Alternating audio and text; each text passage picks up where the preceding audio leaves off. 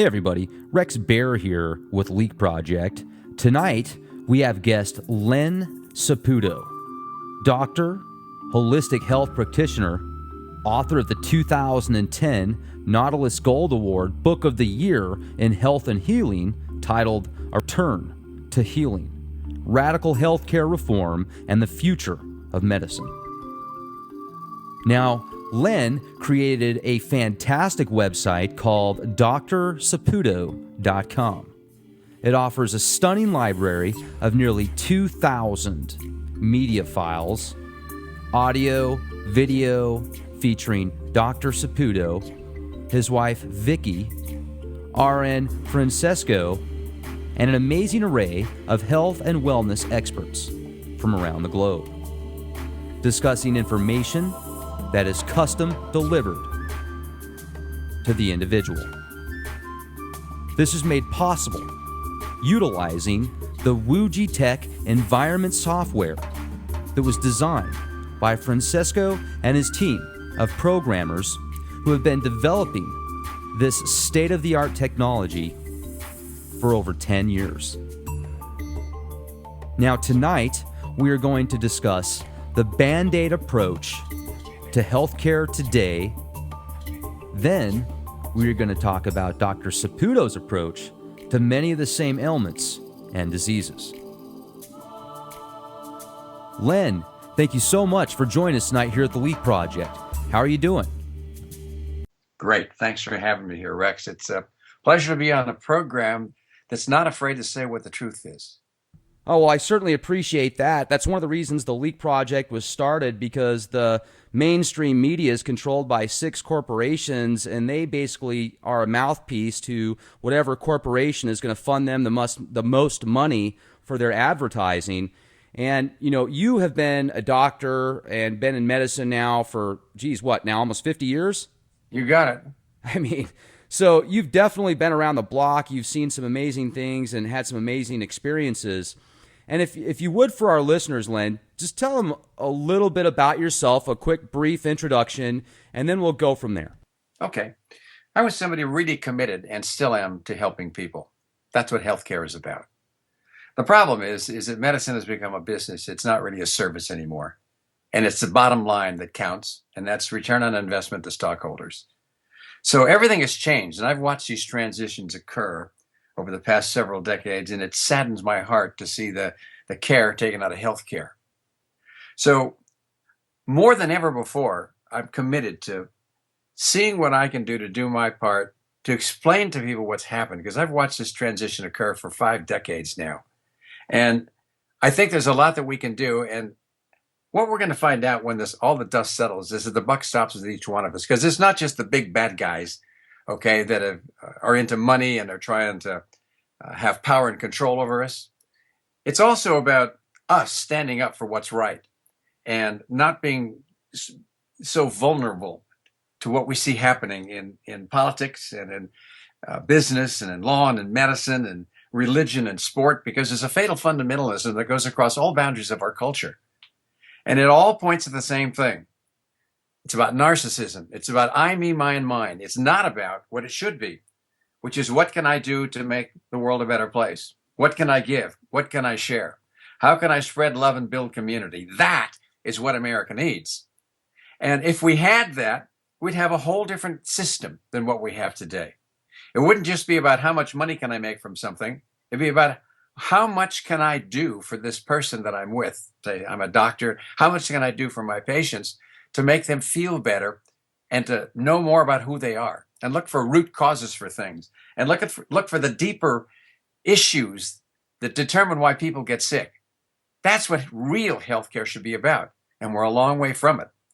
And yet we're looking at what happened to the history of medicine over the last thousands of years as we've watched the role of the shaman dissipate. And we've brought in this mechanistic system now where we treat a set of symptoms with a bag of tools. It's not about knowing who that person is and in the context of their whole life story and in the context of all the cosmos and looking at the incredible organization and perfection of the universe. So we need to be looking to the roots of who we are as people. How do we fit into the cosmos? What's our job? Why are we here? What can we do to make the world a better place? And that's how I spend my time. That's fantastic. And I certainly like the approach that you have. Most people today in the medical industry feel like because they've spent thousands of dollars, thousands of hours studying certain topics in their fields of medicine and disease, that if you give them an alternative, they'll just bat it down before they even consider the possibility. So when you bring up this narcissistic disorder, I feel that many doctors today are certainly on the far end of that spectrum of narcissism.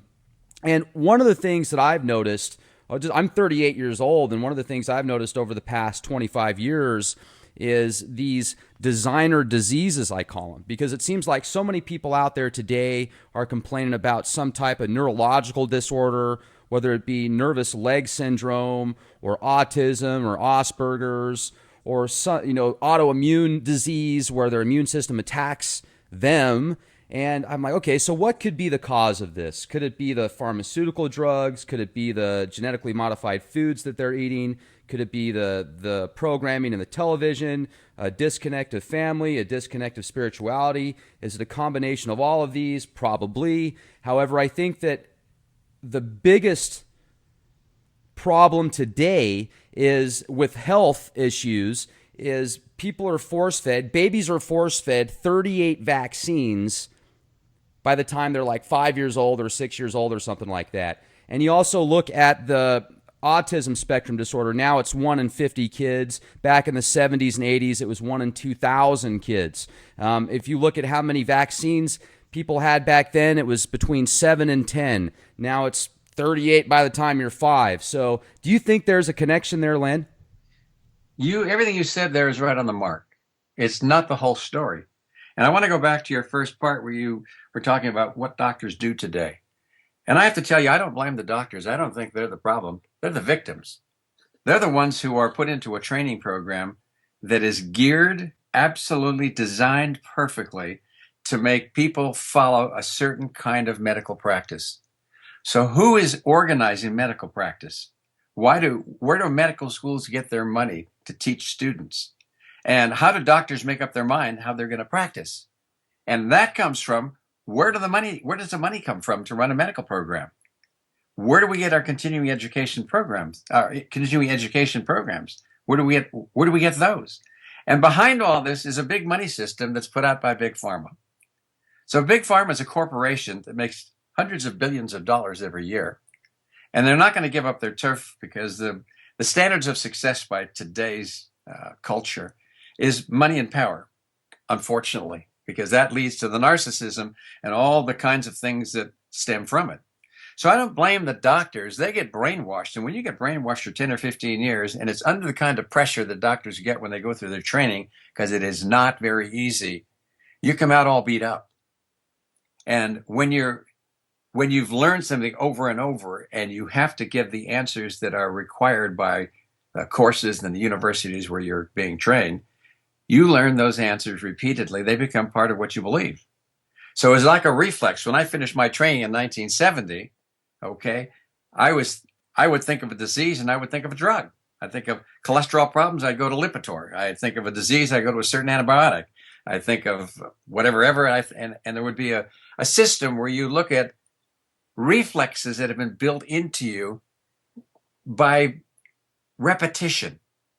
So it's not the doctors that are the problem. They've been beat up and wounded. All these wonderful, bright people who are interested in helping people. And it's not all of them, but the vast majority, that's true. And you ruin them so that they begin to think a certain way. And then you're in trouble because they're going to perpetuate all this stuff that they have come to believe is right. And I don't take any great credit myself for having figured this out because I didn't for 25 years. I went out there and practiced what I was taught. And I thought I was a really good doctor. Somebody would come into my office, I'd write them 2 or 3 prescriptions and say, thank you, doctor, very much. You gave me something. Now I have confidence and trust that I'm going to get better.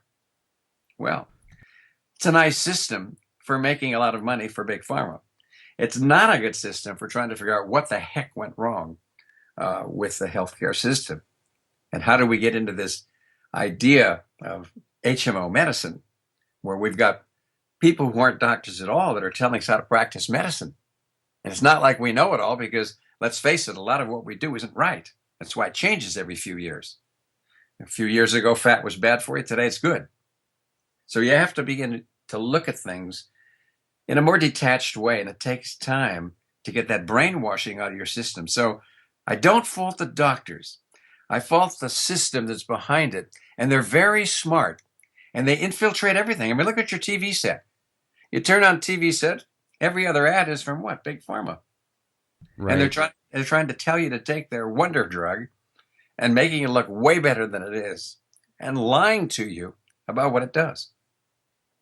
Well, the scary thing about that is the people that put these together, these marketing gurus, from years of experience and research and psychology, they know how to paint this beautiful picture. And then when these commercials come on with the mind control programming that they have embedded in there for the subconscious, it almost like they get you excited. Oh, gee, that looks kind of fun. I want to get on that pill. Look at how happy that person is when he's on his drugs. But gee, at first, before he's on the medication, he just looks sad and depressed.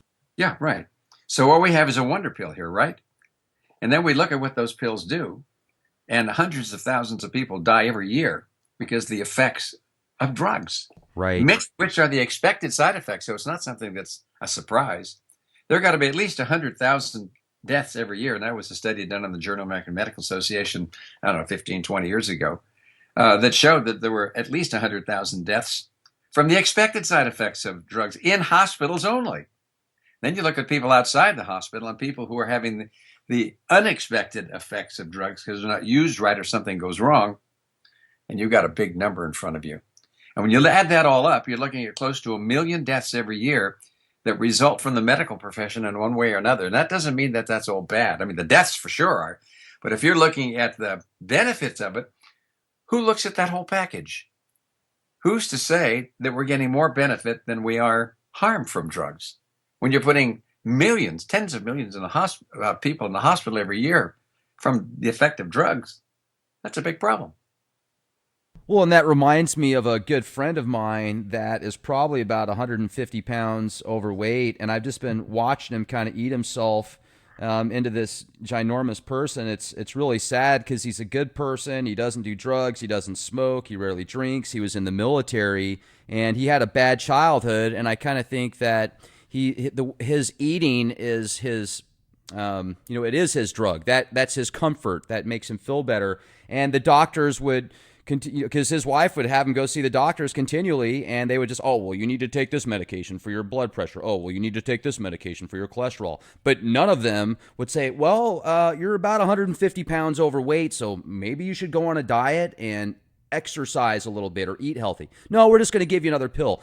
Well, I'm just going to say they finally told them after like 2 years and, putting on probably 75 pounds over the course of 2 years. Well, see, doctors aren't very good at solving people who have weight problems. And that's why with the programs that we have, if somebody loses 20, 25 pounds on some program, you go back to them 2 years later, they're going to weigh that much that they lost plus some. Right. And it's because we don't look at the deeper reasons for why people get sick. I mean, why do people get sick? Is there a psycho-spiritual reason for why people get sick? Is the universe that organized? Is the cosmos that organized? That everything that happens has purpose? I don't know where you're coming from that point of view, but the role of spirit in healing is huge. It's enormous. And we don't know as doctors, because we're not trained, to look at those psycho-spiritual aspects of what happened. Because what I found after 50 years of practicing medicine is that physical disease is the body's way of expressing psycho-spiritual issues. And all those issues are designed, in my opinion, I'm not telling you what you should believe, but this is what I believe and what I found after 50 years of practice. All those things that happen have a reason for it. And they're designed to help us move along our spiritual path so we become more enlightened human beings. And that enlightens the whole universe. So it brings us forward in a way that makes things better. And it's a rough road. Some people get a much tougher path than other people do. And you look at people that are in the service, if you've been in combat, 100% of people have PTSD. None of this BS about only 20% have PTSD. Right. VA doesn't want to pay for it. And they don't have the money for it, so they have to say what they have to say so they don't look like they're the black sheep of the family. But the point is that you watch somebody's arm get blown off, or their head blown off, or just die from the horrible things that happened there. That makes an impression on you. I've had a few patients that have come to me that have been on the front lines, and just right behind them are guys with rifles saying, "You move forward, son, because if you don't and you come back this way, you're going to get shot." And what's your mission? What's your role? It may be to wipe out a village that has women and children. Now, that's not the standard thing, but that happens, and nobody's talking about that. But it's happening, and we have to look at these things. I mean, we've got people in the streets of San Francisco where I live. They're full of vets that were in the last couple of wars that we've had, and they're on the streets there because they have PTSD. They're homeless. Who's taking care of that? No, let's go get another war because of the money. Let's get in the arms race. Let's do all these things and provide return on investment for the wealthy and leave the poor people suffering. We'll send them off to war. Right? Well, it seems as if we've been in a perpetual state of war now since Vietnam. I mean, there's always these proxy wars going on or something new. And that's definitely the way that a big part of the machine works, the funding with the military-industrial complex. And I think that there's probably a connection with the military and the pharmaceutical industry. I've got a good friend that was in the military and got the anthrax vaccine. And he said that a doctor couldn't even give somebody an anthrax vaccine. They had vets, like veterinarians and medics given the vaccines because doctors weren't allowed because it was an experimental. And he said that he saw people that weighed 300 pounds that got this vaccine and literally fell on the ground, went in convulsions. He said when he got shot, he immediately knew something bad went down. He felt burning sensations through his whole body, and he still is in chronic pain because of it. Well, these things happen. How much of it is a conspiracy and how much of it is just silly people doing silly things that all seem to point in the same direction? It's a good question. I think the whole business of vaccines is way out of hand. We give you said 38 vaccines or something like that by the age of 5. You get 70 by the time you're 18. You really think that putting 80 different substance or 80 combinations of substance in a human being over the first 18 years is going to be a healthy thing, particularly when those diseases are hardly ever contracted by an injection? They're usually inhaled. And the route of administration is different, and the response by the immune system is different. The antibody buildup or the cellular immunities are different depending on how it's given to you. And that's why you have to keep giving these things over and over again, because they don't last. And do they have problems? Of course they have problems. Is it being hushed? Of course it's being hushed. When you've got $2 or $3 billion that's been given away by the VAERS people, the vaccine people where you complain to with the government because the pharmaceutical industry you can't sue them anymore, so the government pays it for them. When they pay out that kind of money, there's stuff going on. And then you see it now and then in your practice, but it may not be that common. Maybe one person in 100 or one person in 500 is going to have a serious reaction to a vaccine. But you multiply that by all the millions of people, and you're talking about thousands and thousands of people who are going to be disturbed in some way that's going to cause a disability that you wish they didn't have. I'll give you a case in point of a 12-year-old that came to my office about 6 months ago who had the herpes, the HPV vaccine 9 days before. And she came in and she was writhing. She couldn't control the movements of her body. And this was a bright young girl who was doing well in school. And now it's months later and she's slightly better. I'm not sure anybody ever put that together to say, well, the vaccine might have done that. All these things have a downside. And then to have the audacity of a government to require it, because we don't have medical freedom in this country, and we don't. And that was by design back at the time all these things were put together 200 years ago. Now we're paying the consequences for it. We can't control our own destiny. Somebody can come into your house from social services and say, you're going to have this treatment for your child, whether you want to or not, because we can make you do that. We're going to require you to take all these vaccines because we can make you do that, and we think it's a good public health thing, even though the data is weak. All these things that are happening are a problem, and it's like a big brother government that's beginning to control us in ways that's just not right. Well, and I'm thinking of these giant corporations that put just nasty stuff in the food and in the beverages and in the pharmaceutical products. And I wonder why. Why are they doing that? I mean, they could just as well leave out the stuff that's used as lighter fluid. They were putting that stuff in naked juice, that stuff that's called naked because it's supposed to be all natural. Well, Yeah. some girl found out that they were putting the same stuff in there that's used in basically lighter fluid. So she went to them, and the Pepsi Cola is the company that owns it, and they said, "Oh, we're sorry, we'll take that out." And they would put that all over the news as, "Hey, you can win. All you have to do is make a complaint." Well, in reality, they should be sued for billions of dollars for putting that kind of stuff in their product. But, oh, we the people won because some girl was able to get them to take that out of their product. Well, this happens all the time, and I think it's more about money. It's about doing the cheapest thing you can do to make something taste good, last longer, and preserve something. I think that's what we're looking at a lot of the time. They don't really care what they're doing to people, even if the percentage of people who have a problem with something is just 1%. 1% of America, 1% is 3 million people. You're talking about huge numbers here. And our FDA is in bed with these people. They're in bed with Big Pharma. They're in bed with the big companies that can give them kickbacks, which I don't know what they call them, but it's certainly what they turn out to be. And then we wind up with stuff that's not good for us. But a lot of it is because people just want to make money. They want to do it make the cheapest product they can that gives the illusion of some kind of service that they want.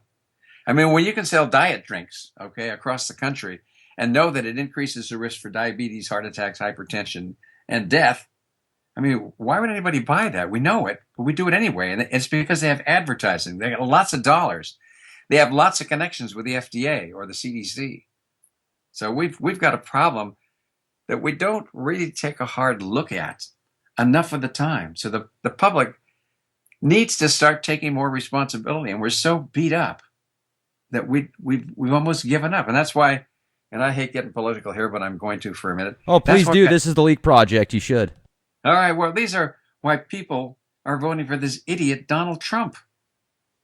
In my opinion, he's a big mouth who's a narcissist who's attracting people who are angry. He's an actor. Well, that would be giving him a compliment. But what are you going to do? You're going to vote for Hillary in return? I mean, where do we sit here? What happened to American choice? We now have a corporate America that's running the government. And I don't know how much of it's organized. A lot of it is, but some of it's not. And we got all these places where we think there are conspiracy theories, and I think they're real. But there's also this whole business of we're so beat up we don't care anymore. We're just grumpy, so we're going to vote for stupid things. I can see people that feel like America has turned into this dilapidated, multicultural, where America doesn't even have its own identity anymore. I can see how some people are seeing the overall message of Donald Trump of make America great again, bring the jobs back to America, quit giving all this money and all these rights and privileges to people that come here illegally. To some people that makes a lot of sense, and he's certainly entertaining on some aspects. But my personal belief about Donald Trump is he's just another actor on the stage, and like you say, not a very good one. But I think they're all patsies at that level. And like you say, you can choose either the far left or the far right. What decision do you want to make? Either way, it's not going to help the country anyway. So, right. Are you going to vote? Who going to vote for? I'm not going to vote. It doesn't matter anyway. Well, you're going to get one of the two there, probably. I don't think Bernie Sanders is a whole lot different than Obama in lots of ways. They tell you sweet dreams about what they're going to do, and it's BS. It's not going to materialize. I don't think Obama's a bad guy, and he's a pleasant guy in person from what I've heard. But you can't do those kinds of things. So they tell us sweet stories every 4 years when they go to election, make these big promises. This is the change we need, right? And it sounds good. And so you get enamored with it. And I remember when back in 2010, I voted for Obama, and I was so proud of that. We had a black man for a president of the United States, and he was promising these good things. We're going to have universal health care. Look what happened.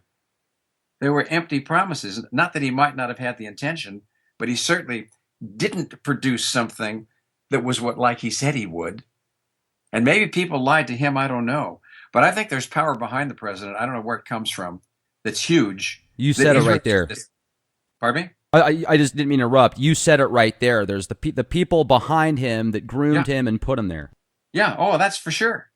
I think that's for sure. When I watched back in 2009, when Wall Street went under and all the candidates got together and they went to Washington, D.C., they had some kind of meeting. They had McCain there and they had Obama there and all the other people that were there. And then they come out after they were there for about, I don't know, 12 hours or 24 hours. They came on the national television and they all walked out like zombies. And I thought, oh my God, what's happened to these people? They look frightened. They were all in agreement. There was no Democrat and Republican differences. They were all saying how they had to support Wall Street. And that $2 trillion that nobody could find, everybody forgot about it. Somebody scared the bejesus out of them and said, this is what you have to do. And they all said, yes, we have to bail Wall Street out. Now, did they? They believed it. And that's what happened. And everybody's complaining about it. But now one person's been prosecuted for the horrible things that these people do. There's something wrong with that. Well, it's certainly a very dysfunctional government right now. If you are the people and not a part of Congress, or with one of these aristocratic titles behind it. And you just brought up a good point. Who are the people behind the scenes that actually tell these politicians what to do, where to go, what bills to pass? Yeah. One thing about Ted Cruz that really turned me off big time was when he was, oh yeah, pro Monsanto, they're so wonderful. I mean, anybody that's going to promote Monsanto, I mean, that should tell you right there to stay far, far away.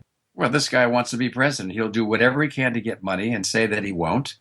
And Hillary does the same thing. She's probably the most exemplary person that I've ever, at least in my opinion, from what I've seen in 50 years of elections, to be owned by big business. And Congress is that way too. And we don't really have Democrats and Republicans that are voting from their hearts.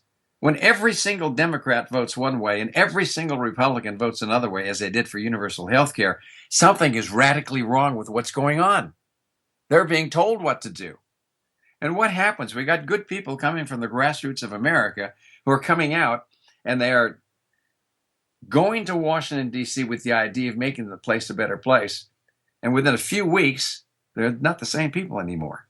They're like that group of 8 or 10 back in 2010 during the big story that I just told you, that have got long faces and they don't know what to do. And so they follow the rules of the power that's behind them. There's big power back there. I mean, you think, I don't know, this is interesting. We're talking about these things and it's a medical show for me. When you look at the Federal Reserve, for example, why can't we just tell the Federal Reserve to go get stuffed and not pay them a penny, go bankrupt, and have a system of our own? We're on real money. It seems like every president who's done that has wound up dead. What's going on at the deeper level? Something is awfully wrong there, and I don't know what it is, but it's not what I would do if I were in charge there.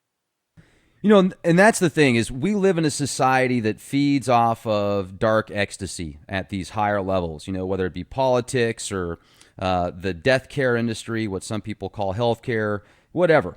And that's what I love about what you do, Lynn, is your approach to healthcare is actually getting to the root of the problem, pulling it out, getting to the core issues, and not just putting these Band-Aids and slapping Band-Aids on something that is going to get, infected because it isn't able to get cleaned, and that's what I think that the medical industry is today as a whole, is they just slap all these Band-Aids and then they get worse and pussy and yucky and stuff starts coming out. They're like, oh, well, let's just put a couple more Band-Aids on there and yeah, we'll come up with something else. And the side effects on most of the medication out there today is worse than the problem itself.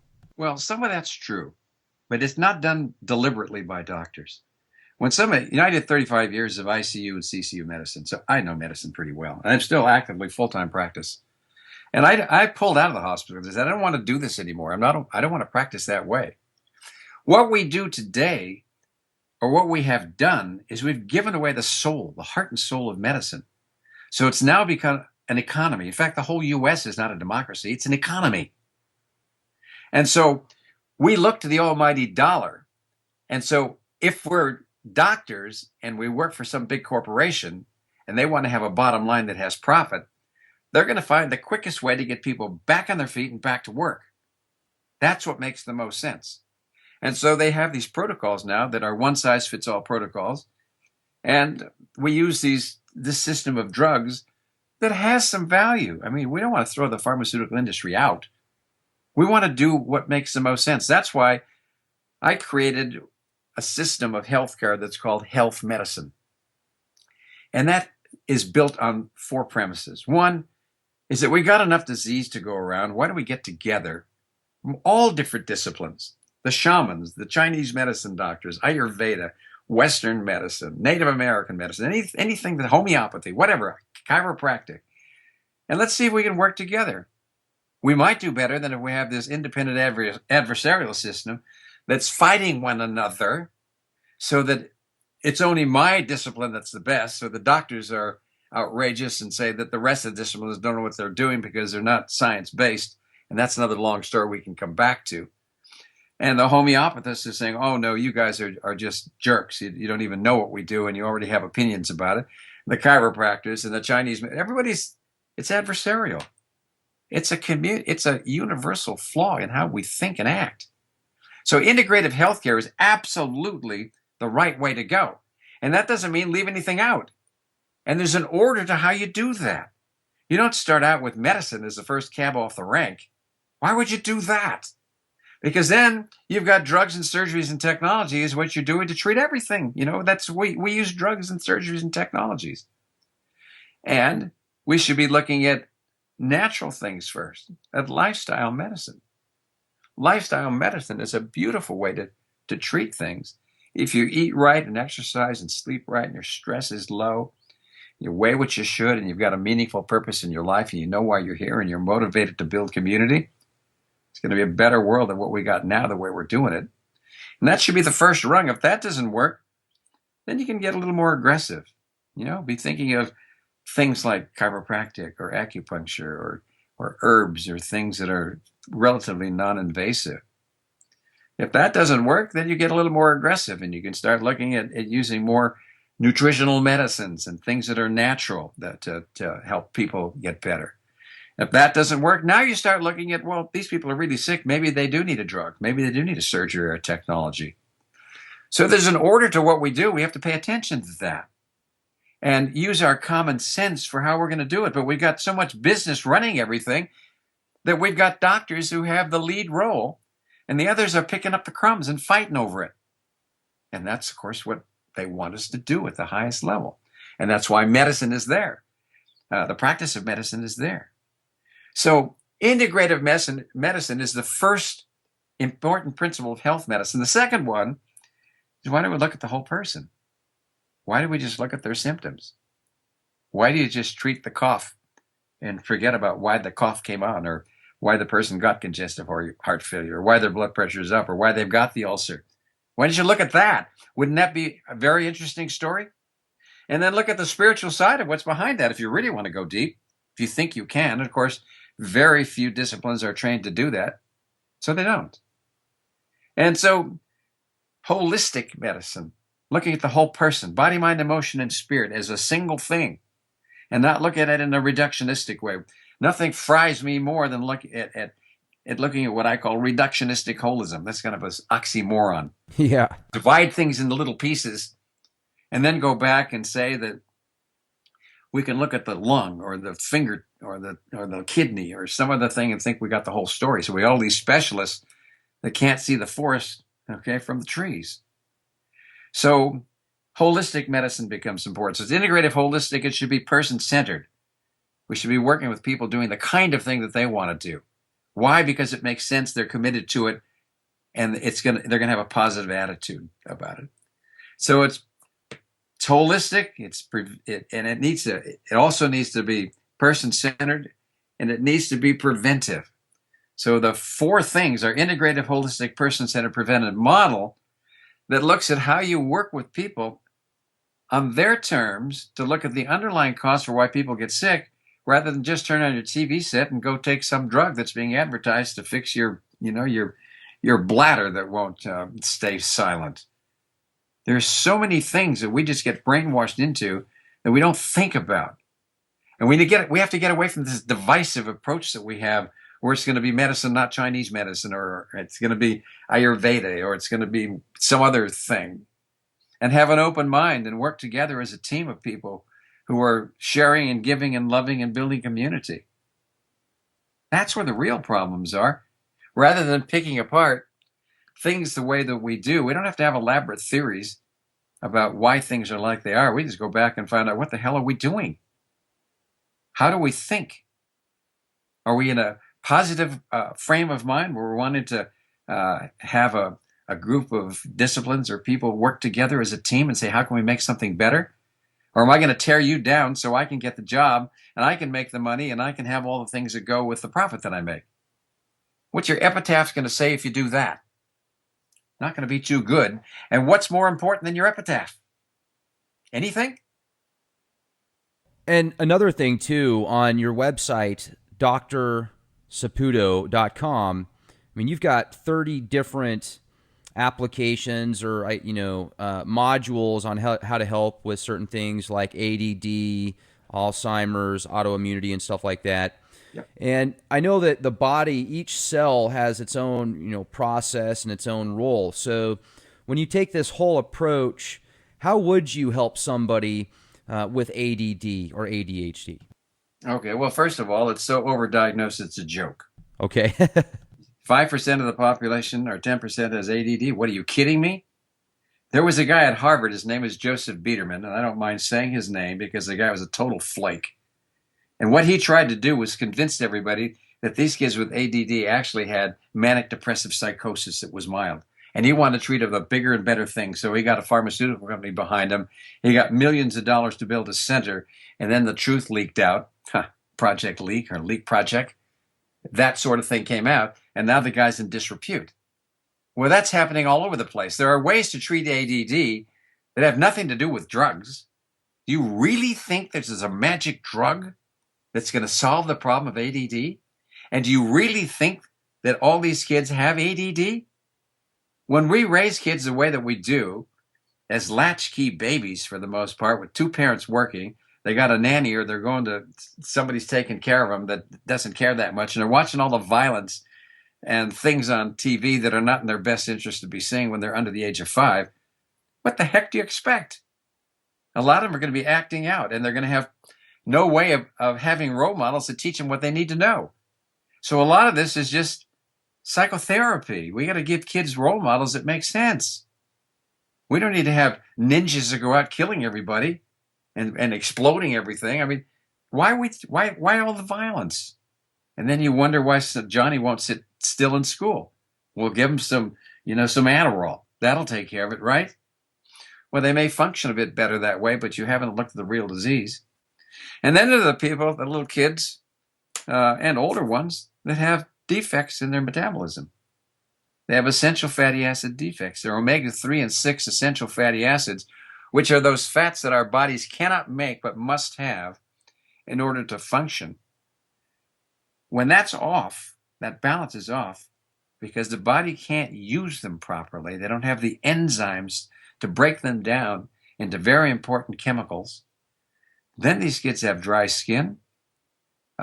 They have problems with outbursts like you see.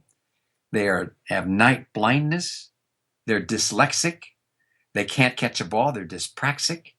And when you measure their essential fatty acid profiles, looking at these omega-3s and 6 fats, they're all messed up. And there was a researcher whose name was David Horobin. Marvelous guy, dead 15 years. I still, from time to time, listen to a tape from a session that I went to that he did that just blew me away. And it was 15 years ago. And I still look at the comments he made about essential fatty acid. He probably published somewhere around 2,000 papers in his life. And that's when I began to see that, look, everybody's different. There's not one ADD or one ADHD. Everybody is different. Find out what their life story is. What happened to them? Were they abused as kids, as all of us are coming from dysfunctional families in some ways? Do they have these essential fatty acid defects? Maybe they do. So I look at everybody a little bit differently. There's no one-size-fits-all thing, but there are plenty of one-size-fits-all patterns. And there are plenty of drugs that are making drug companies lots of money. And when I talk to the pediatricians who treat ADD, they can't stand me because I'm trying to tell them, don't buy into this stuff that the big pharma is telling you. I mean, they're paying for the conference. You're learning about ADD and ADHD. And of course, they're going to try and sell their products. And they've got people that have studied these drugs much more than we're ever going to study them as doctors. And so they bully us into thinking that that's the right thing to do. And of course, they just paid for your lunch, paid for your course, maybe took you someplace and gave you some gifts. Well, what do you expect? And that's what happens, not just with ADD, but so many other diseases. There's not just one disease called hypertension or one disease called diabetes or cancer. Everybody's different. And the protocols are made for people who can't think for themselves. Or they're made by people who have thought for themselves, who are in the business side of it, and trying to tell us, this is what you should do. And why should you? We'll give you 1,000 reasons why you should make us rich. Buy our drug. And it doesn't mean they don't work sometimes, because they do. But they don't work on everybody. And what we need are real doctors. People who will listen and care. People who will be there. Not one hand on the door. Not interrupting us after the first 20 seconds. Not already having made up our mind by the way you appear. But people willing to listen to you.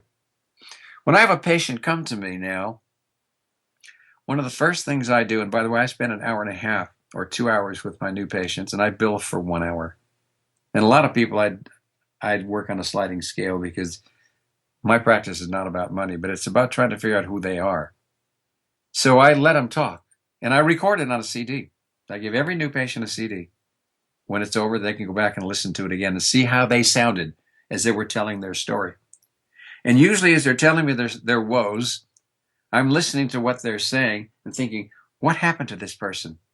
How am I going to know this person? Am I just going to start treating this person because they've come to me and they expect me to do something with a pill to fix it? Or are we going to try and find out what the underlying cause is? Why did this happen?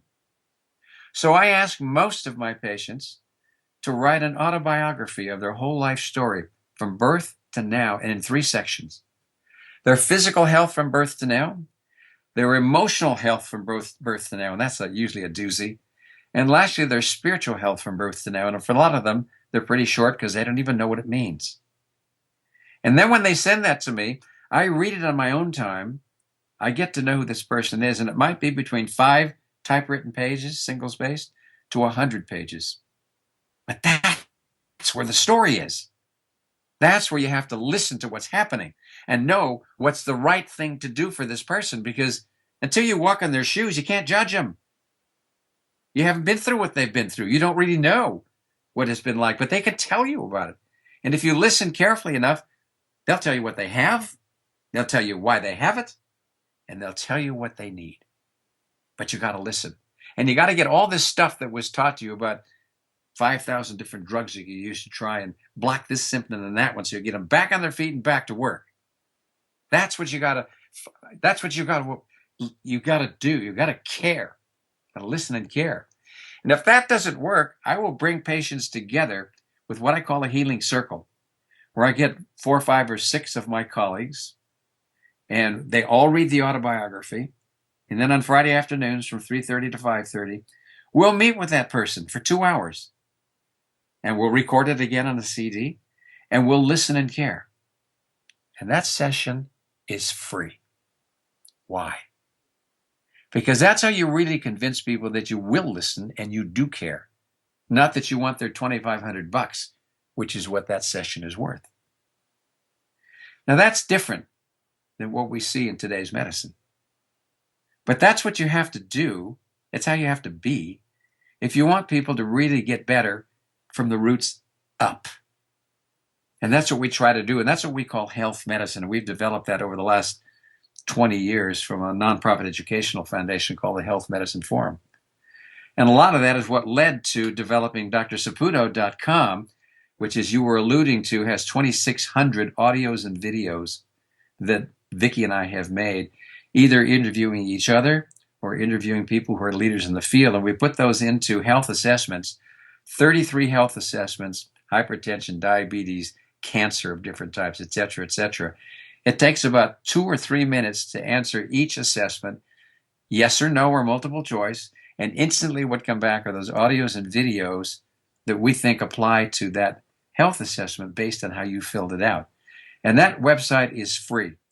There are no ads on it. There's no revenue source. It costs us about $30,000 a year to keep up, but it's our gift to people who want to learn an integrative way to look at how they can be helped for the condition they have. So that's how we practice, Rex. And it's kind of a long-winded answer, but I think it got the point across. Well, that's beautiful. I certainly appreciate how you take the time to listen and understand each person. I mean, that's fascinating. Just the effort into that is certainly substantial. So, and the website's amazing. I'm looking at it right now. For those that have an opportunity to listen to this broadcast, check out drsaputo.com. If there's anything going on in your life, or if you've got a friend or family member, or somebody that you work with, just great place to check out certain information. And another thing too that I'm thinking about is, it sounds to me like when you really put something together to help somebody out, if there's certain supplements and stuff like that you would recommend to them, like you talk about the fatty acid issue and certain enzymes and stuff, what would you recommend for probiotics and stuff like that? Are those pretty beneficial as well? And if they are, there's certain strands or brands that you would recommend to people? Well, you asked a big question there, Rex. Probiotics, first let's define for the audience what they are. These are microbes that are put into a capsule that you swallow, that goes into the intestinal tract. And the intestinal tract has what's called a microbiome, which means a combination of all kinds of microbes, bacteria and fungi and viruses and etc., all kinds of microbes. And there are 10 times as many microbes in your stool than there are cells in your body. So the metabolism that occurs between the inside of the intestinal tract and the inner body is tremendous. And we know that there are powerful relationships between the kinds of microbes that live in the gut and the kinds of diseases we have. And we now can make the genome of all those microbes that are in the gut. And we can start looking at how we can change that to affect different diseases like heart disease, cancer, diabetes, obesity, etc., etc. There's more metabolic activity in the stool than any organ system in the body. So it's absolutely essential to take a look at that. We've always looked at stool as something that we need to get rid of because it's a waste product of the body. Well, that's because we didn't know what it does. We didn't know what the appendix did until somebody came up with a brilliant idea, or what the pineal gland did when I was in medical school. They said, it's just there. And a lot of the time we took the appendix out, really making people's intestinal health suffer for it, because it's the reservoir for this microbiome. It's a blind sac, right? And so it's continually oozing out things. So if you've got an infection like cholera, if you want a bad example, you can't get anything into that appendix because it's continually oozing out. Oozing out what? Microbes, the ones that your body needs, the very ones that need to be supported, along with a lot of chemicals that will do a lot to keep that intestinal tract healthy. And now we've taken it out, took the appendix out. Well, maybe it was infected and you had appendicitis. I can understand that.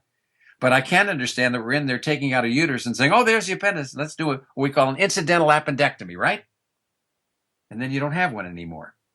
Then you wind up with some intestinal infection and you don't have your defenses. You can't make that microbiome. Now, the microbiome is very, very sensitive. It's like a forest. It's got thousands and thousands of different species of different things in there, of different microbes, just like a forest does. Now, you take an antibiotic, for example. Wow, it wipes it out like a forest fire. Now, if you had a forest fire, would you get a bunch of redwood tree seeds and fern seeds and all that and throw it out and figure that it's going to get better real quick? It'd take a while. Well, it does the same thing when you affect the microbiome with an antibiotic by mouth. It wipes it out, and it takes about a year to come back. And until that time, you're not going to have the right mix, and the metabolism of the body is going to be messed up. And so people get irritable bowel syndrome, or if they really have another, or gluten sensitivities, and they have all these things that affect the gut itself, but also the immune system, because 2/3 of the immune system is where? It's in the gut. So if the immune system is suffering and the GI tract can't digest and absorb food and keep the toxins out, what happens to your immunity? You're toast. So you got a cold, you go to the doctor and say, well, I'm going to Europe, give me an antibiotic, doc. And the doctor says, okay, well, we can't hurt you any. Well, it can. So when we look at things like probiotics, not a bad idea to take. I don't take them regularly myself, but I haven't had an antibiotic in 20 years. And I rarely prescribe them for my patients. It's only when I see something that could be way out of hand, or you get an infection like a pneumonia. And even then, I might be cautious about doing that, because these are powerful ways to interfere with the normal, what I call homeostasis, the balance of how the body works. So we have to look at these things. So I don't take probiotics myself. If I were sick, I might take a probiotic. I would love to have the one that was just right for me. The one that would give me the right balance of the right microbes that I need for my particular health issues. And they don't exist yet. We're not that sophisticated. But I'm predicting in the next 10, 15, 20 years, we will. And we'll start treating diseases by manipulating the microflora of the intestinal tract, this complex ecosystem that balances our metabolism in so many ways. So that was kind of a complicated answer for what was a simple question. Well, and also there's things out there like kombucha tea that is naturally fermented. I know that's at a lot of stores now. Is that a good product to take or to drink daily? Well, what I do is I just eat a diet that's healthy. It's lifestyle medicine. Remember, it's about what you eat. Eat good, organic, healthy food that's not processed. Make sure it's not GMO. Try and grow it your own. Eat it fresh and make it unadulterated. Make sure that you are exercising every day. Exercise is your most powerful healer. It's the most powerful anti-aging approach we have in medicine by far. Exercise. You need to get enough sleep. You've got to be able to restore your body. And you need, most of the time, about 8 hours of sleep. Get 8 good hours of sleep. If you can't, there's a reason why. And that needs to be looked into. It may be because you hurt. It may be because you worry. You may be depressed. Or God knows what it is. You may have sleep apnea. Lots of ways to go wrong there. So it's diet, exercise, stress. Maintain your weight if you can to a good weight. And you're within 20 or 30 pounds of what's ideal. That's fine. Better to be over than underweight. You want to be sure you have a meaningful purpose in your life. If you're not happy, what's the point of even being here? And I include that in lifestyle medicine. I think it's huge. And of course, we've polluted our food, water, air, and soil, so we're living a sea of toxins. And that's when you start talking about, well, what kind of immune booster should I take, doctor? And I don't really like giving that kind of advice because I don't know the answer. Your intelligence would tell you, well, don't you think you'd be better if you have something that boosts you? Should you take mushrooms, take the reishi or shiitake mushrooms or maitake mushrooms to boost immunity? I don't know. I think moderation is where I go. And I'm a nutritional doctor, meaning I do orthomolecular medicine, which is looking at cell biochemistry and how that works and how it affects us in a variety of situations. And I've really kind of backed off from making that the first thing that I do. I look at the lifestyle first, then I'll look at things like that. But I really want to know what's going on at the deepest level. Who is this person? How are they different? What do they need? What kind of a program would make sense for them? Why have they gotten sick? It wasn't an accident. You don't get sick by accident. You're not just in the wrong place at the wrong time. Although you could make a case for it. If there was a epidemic of some horrible disease and you happen to be there, I suppose you could say, well, what do you think? Is that my fault? Did I do something wrong? And it depends on how far you want to carry this business of spirituality and how perfect you think the whole cosmos is and how it operates. And if you think that everything that happens in the cosmos has purpose, and that a lot of the time we can't understand it because we don't understand tsunamis and earthquakes and wars and things like that, it could be that the Creator does, however you view the Creator. And I'm not talking about religion now. I'm talking about spirituality. And that's our relationship that all that there is. And I look at our soul as that spark that's in each one of us that connects us. So it gets complicated. And the more I learn, the fewer opinions I have about what's right. And the more respectful I am of why things happen. And that's why people pray. It's why we begin to look at our purpose as people. And what's the point of having a perfect body if we don't know what the hell it's for? It's like having a brand new GT3 Porsche, $170,000 car. And you don't know where you're going. You're just driving the car. Where's it going? It's got to be the same thing with who we are as people. How do we go about getting the most out of our life? What will your epitaph say when it's over? You're only here for 100 years, and that's if you live that long. Out of a 14 billion year history, it's like a drop of sand right on all the beaches. It's crazy. And yet we got all these stupid ideas of how we have to have everything go our way. It's all about I, me, mine, mine. It's all about my stuff. I need to have enough money that my kids get this, so they're going to the best colleges, and blah, blah, blah. Well, I mean, you can look at it that way. It's not bad, but it's not really a way to live in community. And what gives us the most return on our investment as human beings is how much we can give.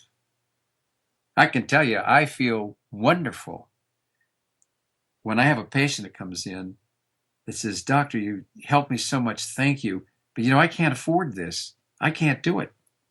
My answer is, pay what you can. Pay what you think is fair.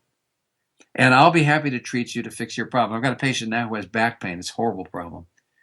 And I know I can fix it, but he hasn't been ready to come and see me. He has to travel probably 45 minutes to get to the office. And he had too much pride to say, well, I can accept what you're offering. But finally he has. And now he's getting better with the stuff that we're doing. And it's a technology. We're using infrared light and magnets, of all things, not the things I was taught in medical school. And he is so happy.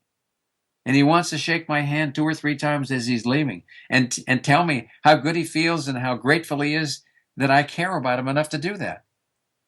My God, I'd rather have his friendship than his money. Wouldn't you? It's so cool about what you brought up with the magnets. I've got a good friend that had some serious back issues for years. He tried virtually everything in Western medicine, chiropractic work, acupuncture, everything.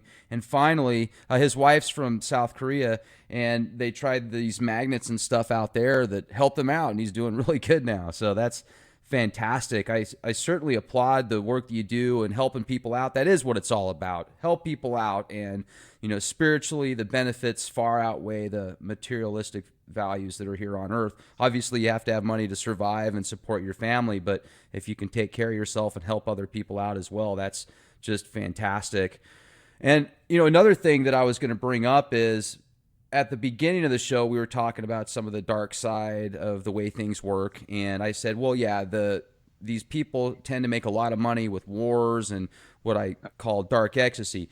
But yeah, you could make this new system now with all the technologies and abilities and connections that we have. I mean, we do have enough creature comforts that with people like you and others getting together, you could have this new system and kind of revolutionize the healthcare industry. So let's take it a step further. If you were to have an opportunity to set up your very own hospital, like a big one in downtown, in a big city, over 1 million people, how would you do it? How would it be ran?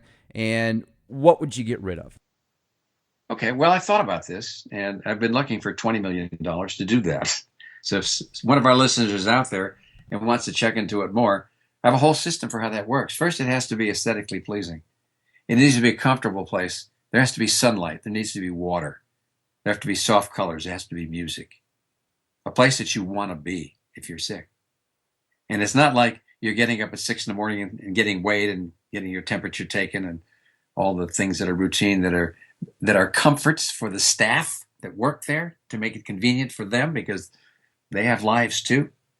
Everything's centered around the patient. And then I would look at all the aspects of who these people are. I'd do the holistic stuff. I'd look at the integrative stuff. I want different disciplines there who can assess these people. I'd have them all write an autobiography and talk about their physical, emotional, and spiritual health. We do healing circles on them. and we might do several of them. We have people that come in from out of town all the time with health issues of different kinds, and they spend a week or two with us, and we have a program for them that is very intense. But my office is small. It's not a hospital. I don't have all the advantages of having a staff that I'd love to have, because it costs a lot of money. But it's not something that would be unaffordable. If the government really wanted to have health care that was a real health care program, they could. But the problem is it would bankrupt America. So you'd wind up with a system that would not spend $3 trillion a year on healthcare, which is what we do. And by the way, we're ranked 37th in the world in overall quality of healthcare. How can you do that? I mean, you got to be good to spend $3 trillion and screw the system up and be ranked 37th. But people are getting rich off of it, and that's what they care about. It's not about people. It's about the money they can make off of people. That's better than Brewster's Millions. Oh, yeah, of course. I mean, what could be better? You got a built-in system. You poison them. You poison their food, water, air, and soil. You treat them bad so they feel terrible and they get depressed. And lo and behold, they get sick. And then they go to their doctor. And then they do all these things that our doctors are trained. They're paying them to do it. Isn't that beautiful? It's a complete system. Wow. Somebody really had a brain when they figured out how to make money. Universal health care is not what we need. I mean, of course, everybody should have health care. But why would you give a crappy system to everybody? And that's what's happened around the world. Yeah, of course we should all get health care. But it should be health care, not disease care. We shouldn't have to spend trillions of dollars. If we keep people well, obviously we're not going to have to spend the money that we do on all the silly things that we do, like chemotherapy. Oh my God, the oncologists ought to be ashamed of themselves. And so should the psychiatrists, who are now using psychopharmacology rather than listening to people. What the hell happened? Wow. It's an amazing brainwash job for all these disciplines. And it's not like chemotherapy can't help. It can. But when you're looking at solid tumors like cancers of the lung and breast and pancreas and kidney, et cetera, the overall benefit at 5 years of the chemotherapy itself, this might blow your mind, is 2.1% in the U.S. and 2.3% in Australia. Can you believe that? And what they're telling you is, oh, but we can increase your life expectancy by 50% at 5 years. Well, what does that mean? It means that instead of 2%, now they're going to be 3%. But we say it in a way that's a bloody lie. And so everybody's out there pushing their chemotherapy on these people that have stage 3 and stage 4 cancer. And it's a travesty. And could 1 million doctors be wrong? You bet, because they are. And there are other ways of looking for treatments for cancer that nobody's going to spend the money on. The National Institutes of Health spends $32 billion a year. The pharmaceutical industry spends $92 billion a year. And they're interrelated. They work together. So you're not going to get money spent on a drug like artemisinin, which is an herb, Artemisia annua, that might do a whole lot for people who have cancer. It's just not going to get studied and say, well, there's no data. And then really, if you look at their data, you say, well, are you really science-based? Is this evidence-based medicine? They say, oh, absolutely it is. But it's not. And it's not me. Don't shoot the messengers. I'm reporting what people like Marcia Angel, who was the previous editor of the New England Journal of Medicine, and Catherine DeAngelis, who is the editor of the Journal of the American Medical Association, and Ushma Neal of the Journal of Clinical Investigation, and the guy who runs the journal Lancet from Britain, who have all come out and wrote books and talked about how pathetic the research is that's done, because the research is all messed up. Why? There are conflicts of interest. First of all, you're not going to find Big Pharma going out there spending $500 million and then report the truth to you and say, oh yeah, this drug sucks. You don't want to use it. It doesn't do anything and it might make you sick. And I mean, they withhold things and lie about it. And they come out with drugs like Hoax, which killed 50 or 100,000 people, outright murder. All these things you have to think about because they make a big difference in how you're going to think. So when you start talking about medicine being evidence-based, it's not. When you have those conflicts of interest, plus you have so many variables that you're trying to control that you can't really do a good study. So even the effect of the individual being there, if you look at quantum physics, affects the outcome of the study. So where's the science, evidence-based medicine now? Well, and another thing too that's interesting is when you look at, if you ever go to a CVS pharmacy or a Walgreens, a lot of times in the window it'll say, we're giving away free flu vaccines and we'll give you 10% off your order. So I'm trying to think to myself, okay, why are they going to give you something for free and then 10% off of the product unless they get reimbursed by the government or by some company or something when each unit that they give out? So I wonder if they get X amount of dollars or something like that. Do you know anything about that? Well, first of all, that whole system about the flu vaccine is pathetic. Oh, yeah. It doesn't work. It has potential side effects. The literature is clear. I wrote a paper on it called The Infection Deception and referenced it, and it got published in the Townsend Letter. Okay? And it talks about, I followed what happened with the swine flu for 1 year in the year 2009 when that was a big deal. Every single day, I reviewed the literature on what was happening with the flu shot. And all I can tell you is it's outright BS. They're saying things that are not true. They're doing things that are not scientific. And they're convincing everybody, including the people at Harvard and Stanford and UCSF and all the private hospitals, that if you don't take your flu shot, you have to wear a mask. And it is so insanely wrong. I would love to give a lecture by myself to any medical institution that thinks that they could defend themselves about the flu shot, because they can't. I reviewed everything I could find. I've got a folder that's a foot thick that looks at all the different literature that's out on flu shots. It's terrible. And there's a revolving door between the CDC and the pharmaceutical industry. Back in Clinton's day, Julie Gerberding is an MD who ran the CDC. And when she left because Obama came in, where does she go to work? Merck. What does she do for Merck? She runs their vaccine department. I just read in the paper a couple of days ago that she's getting out of there and she's getting $2.5 million as a bonus for selling the stock that she has in the company. Now, you don't suppose they had any arrangement themselves when she was at the CDC, do you? Or why do you think she was there to start with? And this is typical. And the FDA is no different. You look at the relationship between the FDA and the pharmaceutical industry, it's huge. They basically, the big pharma is so smart. They are the best advertisers. They got the best minds there. And what they do is they fast track their drugs. And what that means is they get a drug, so instead of it taking 2 years or 3 years to get it through the FDA, maybe they'll do it in 6 months or a year, which means it comes out sooner. They start making billions of dollars sooner, so they pay a fee to the FDA to do that. And the FDA thinks, oh, that's a good thing. Well, when they do enough of that, and the FDA depends on that income because Big Pharma is giving them millions of dollars every year, now they have a vote. And they can say to the FDA some of the things that they want in terms of little favors. And I think that's what happens.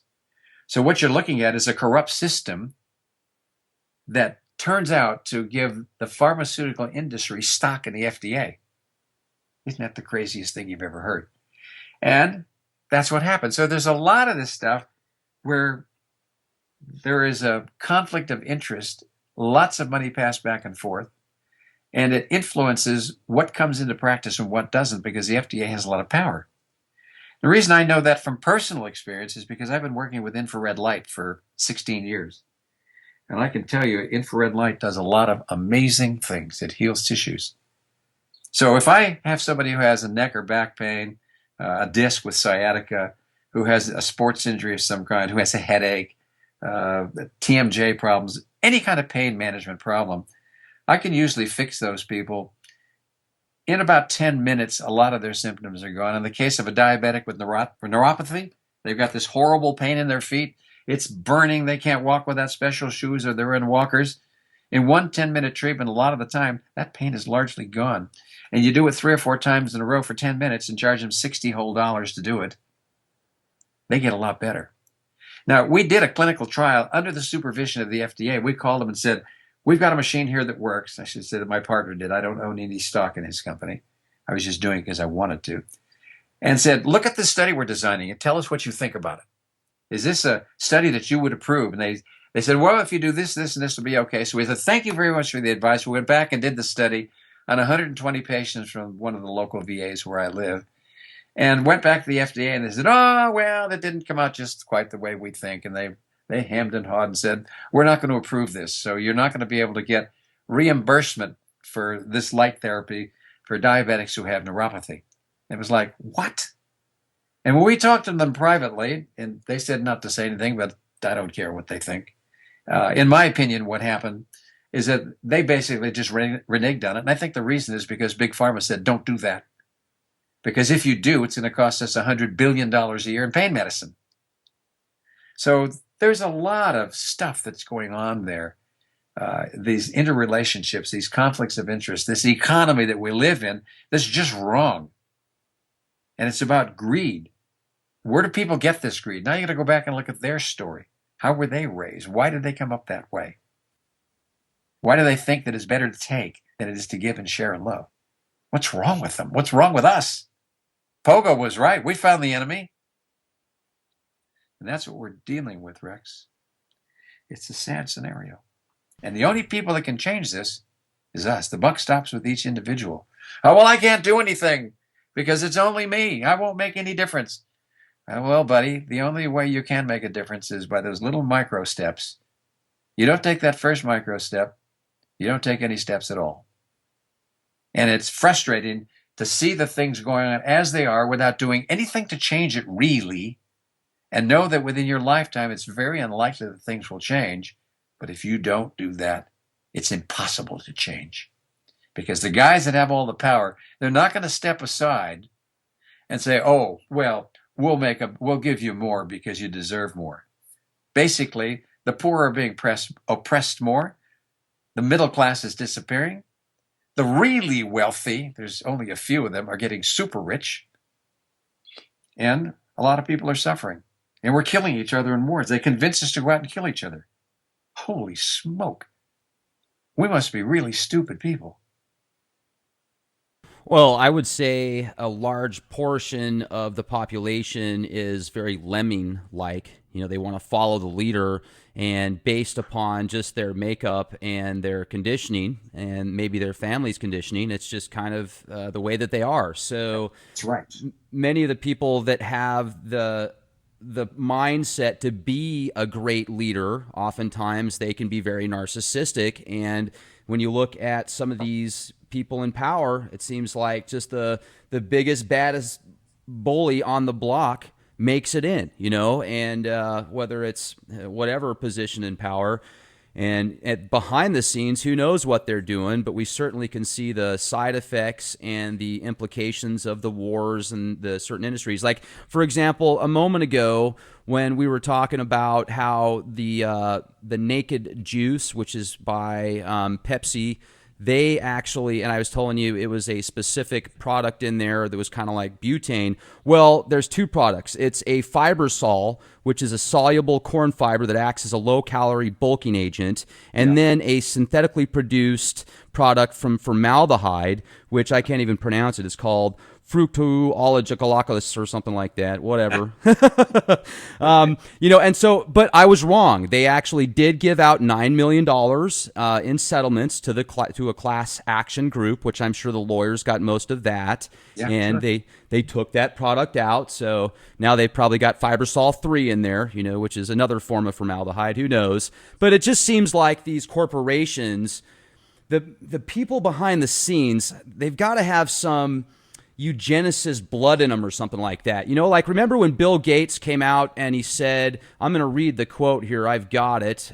He was at a big conference talking about vaccines and healthcare, and he says, this is his quote, "The world today has 6.8 billion people. That's headed to about 9 billion. Now, if we do a really great job on new vaccines, healthcare, reproductive health services, we could lower that by perhaps 10 or 15%. Okay, so if you're going to make people healthier and make better vaccines, that's going to lower the population?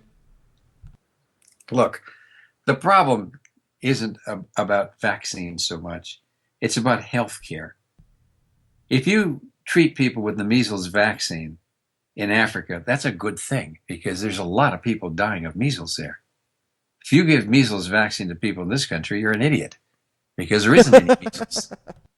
So you have to look at it. And there's always economic stuff that's going on there. And so if you want to make the world a better place, feed people food. Give them an inspiration to live. Teach them a healthy lifestyle. Make them happy. Give them some purpose. And what we've got is desperation in lots of places. And you got things like what are happening in Africa that are just wrong. And it's like this Ebola thing. Talk about a BS disease. Glad you brought that up. That was bunk. That was all about what? We sent troops over there to Africa so that we could what? The troops going to shoot the Ebola virus? Is that what they're there for? Or are they there to try and protect what's going on as far as American interests in oil, gold, and silver? I mean, that's what that was about.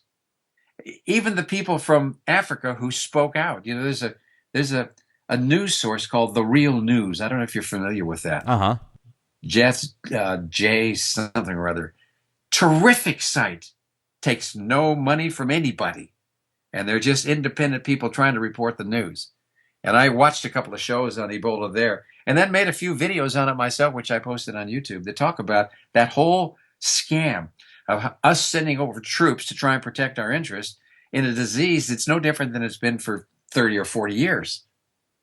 There wasn't a big, huge epidemic. If they really wanted to do something to help people who are sick, they could give measles vaccine, okay, or vitamin A, or feed people in Africa where there's these epidemics that are causing blindness and all kinds of other problems. I mean, it's terrible. Or do something to help with malaria. We've got drugs that work for malaria, herbs that can work for that are cheap. You really want to help people? Then feed them right. And help them to make an economy that makes sense. Teach them to work together. Not about killing one another. And that's what happens when people get used. People get used. It's a terrible thing. You know, and also there was that big scare on the media several years ago about the swine flu, and they're, go get your swine flu vaccine. And I remember the guy on CNN, or maybe it was Fox News, I don't remember. It was one of the mainstream news. He was just saying, hey, go get your vaccine, go take this type of vaccine. And he reminded me of like a timeshare salesman from the 80s or something like that. But I'm bringing this up because I remember talking to somebody at the time, and he doesn't want me to mention his name, but he worked for the CDC. And I brought up the swine flu and how I thought it was all just a big joke and stuff like that, a big hoax. And he said, yeah, I worked for the CDC. And he had said, absolutely, it's just a big hoax. And you look at all these poor people that have been vaccinated because they thought that it was going to protect them and others, and also that Gardasil vaccine that has been blown open as just just a horrible hoax that's caused a lot more issues than anything good. So, it's way just, over. What's that? It's way overdone. Yeah. We know who to give what to, and it's not one size fits all. But when you're talking about economy, then you sell as much as you can to any fool who will do it. If people will put the infection deception in Google, infection deception, you can read the paper that I wrote about it that is backed up with all the stories in the literature from the CDC that came out. I mean, that was a class act, brilliant scheme to convince people to take their flu shot. Talk about a scam. And it spells it all out. So it's the infection deception. It's on my website too. So if you put the infection deception in the search box there, it'll come up. And it's all free. Also, on your website, didn't you write an article about how some doctors now are firing their patients because they won't be assimilated by the Borg? Well, if you don't want a vaccine, okay, and you go to your pediatrician and you tell them you're not going to take the vaccines, a lot of those doctors won't take you. But now that they've passed a law in California that it's mandatory or you can't go to school, I'll tell you, the crap is flying all over the place. There are a lot of activist groups that are trying to stop that. And of course, if you're talking about the worst thing for medical freedom, the worst case of no medical freedom, that's it. So Jerry Brown, when he signed that, well, he must have been under great pressure, because I happen to know Jerry reasonably well. He's a smart guy, and he would never approve a thing like that, I don't think, at least not in my opinion. But it got through because somebody put horrible pressure on him. Talk about a lot of money. It's the same thing with chemotherapy. In the state of California, it's a felony if you use any other treatment besides chemotherapy, radiation, and surgery to treat cancer. Are you kidding me? No, it's a felony. So I'm Oh my in gosh. Sacramento now trying to pass legislation to change that. And I'm working with my senator, state senator, who I'm not going to mention yet because I don't know what he's going to do, and see what happens. But we'll get that changed. About 10 years ago, we passed a law that made it legal for doctors to treat any disease any way they want, so long as they don't dissuade people from doing the standard treatments that are out there, and so long as they don't hurt them. But the only way that bill could get through was to put a little disclaimer in there that said, but not for cancer. Of course, there's lots of politics going on to have made that happen. So now we're back trying to straighten it out and see if we can change that law so that we can do the right thing. I mean, how would you feel if you had cancer and there was no treatment in Western medicine that was going to work, and you wanted to try something different that wasn't toxic, that might have a chance of working, even though there's not a lot of data for it? You might want to try it. But you couldn't. Because if I were your doctor and I prescribed that and the medical board wanted to come after me, they would take my license away, they would fine me, and could send me to prison.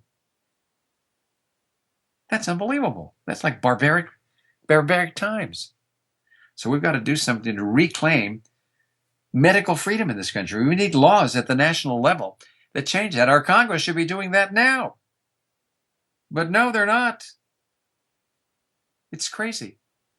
They're all voting one way or another. All the Democrats one way, all the Republicans another. So who the hell is thinking? It's just, how much power can you have over people who are running your country? We have a corporate democracy, if you want to call it that. Good for the corporations, not so good for the people. Well, it certainly is a corporatocracy, and the more money talks, and it's just amazing how much they've plundered the natural resources of the planet as well. It's certainly going at a very fast rate. If you look at just stuff around the world today, it's certainly the industrial age is starting to take its toll. I would certainly like to see more people do what you do. I mean, just the fact that you are able to get somebody to write their experiences on paper probably has a psychological effect on the person, because they're reading it saying, oh, wow, yeah, that does sound pretty extreme. And I want to ask you this on hypnosis. I've studied hypnosis now off and on for about 10 years, and it seems like a pretty amazing ability if you're really good at it. I know some people can just do it naturally in conversational hypnosis and such, and there's different levels, alpha, beta, theta, etc. Is it something that you have studied and used possibly when you help people, or what do you feel about hypnosis? I use it every day. I couldn't imagine a practice without doing some form of hypnosis. Self-hypnosis, auto-hypnosis. I think the whole idea of how you influence somebody to get well. We call it placebo a lot of the time, and we throw that out because we think that there's no science in that, and that's the most unscientific approach I could imagine. Because placebo is a very powerful effect. I'll give you an example. There was a study done, published in a major journal, of people who had irritable bowel syndrome. And they had two groups of people. One group, they enrolled in the study. They said, you have IBS, come back in 6 weeks and tell us how you're doing. They didn't do anything to them. The other group, they gave placebo pills to. And on the pill, the little blue pill, was written the word placebo. And so the doctor said, I want to give you these placebos in this study. I want you to take 2 a day for 6 weeks and come back and tell us how you feel. They looked at each other, what are you, nuts? But when they came back in 6 weeks, they were better than the group that didn't do anything. And they knew there was nothing in there but besides a little bit of sugar. So what's going on? Now is where your hypnosis comes in. You're programmed as a human being on planet Earth, in the US especially, To think that if you're taking a pill, that you're going to get better, because we know that pills work, right? We've convinced everybody of that. So your unconscious mind doesn't pay any attention to your conscious mind. And it goes ahead and it does the things that it can do by suggestion. I think that's what happened.